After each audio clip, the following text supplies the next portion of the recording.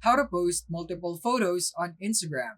So here we are on Instagram, and what we're gonna do first is that we're gonna tap on the plus icon right here on the bottom middle.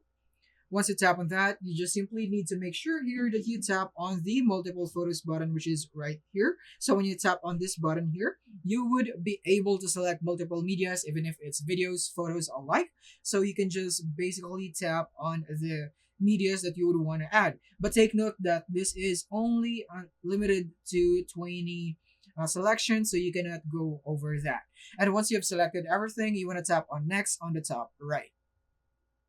And then here, this is where you can edit your photos however you want to style it and so on. Once you're done, you want to tap on the next button here on the bottom right. And then from here, this is where you can edit your post settings like tag people, add location, music, and other options. And now once you're finally ready to share it, then you can now tap here on share on the bottom. And once you tap on the share button, it will now be shared and you have successfully posted multiple photos or medias.